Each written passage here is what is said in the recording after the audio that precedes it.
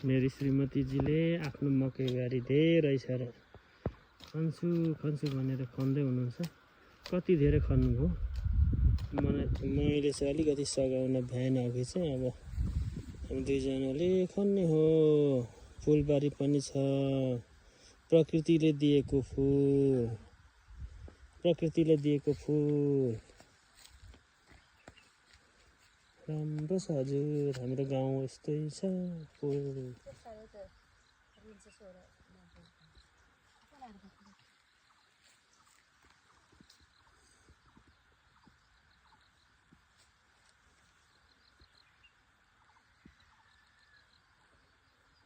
यो चाहिँ एभाकाडोको बिरुवा हो। एभाकाडो त हाम्रो त्यत्तिकै उम्रिन्छ, फल्छ।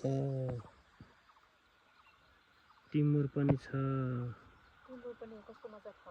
टिमुर पनि राम्रो फलेछ।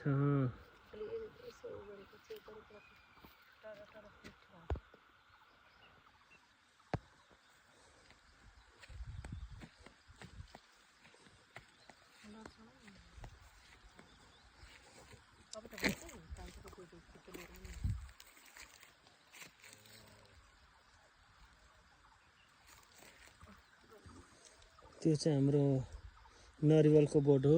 अब फल्नु आँट्यो। त्यत्तिकै उम्रिन्छ हो नरिवलको बोट। माटो छोडी म पानी र खाना लिएर आउँछु।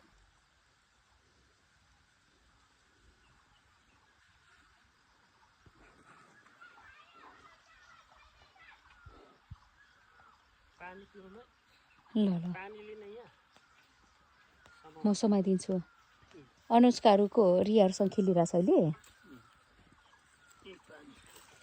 मजाले खानु त। यो ढुङ्गाले मलाई घोच्यो। अनि चप्पललाई अर्को फ्याङ्टा थियो त अनि होइन फ्याङ्टा ल्याइदिउँ। हामी त्यसो मकै खन्दा चप्पल लाएर त्यो नक्कल पारेर खन्दैनौँ कि पुरै न्यासेर घोच्नु त घोचिहाल्छ। त्यस्तो साह्रो घोच्दैन, नर्मल हो। अयो कस्तो रमाइलो पो भयो मकै खन्नु पनि। त्यहाँदेखि ल्याउनु पर्छ। फुल त त्यहाँ पनि गरेछ। यस्तो राम्रो फलेछ है।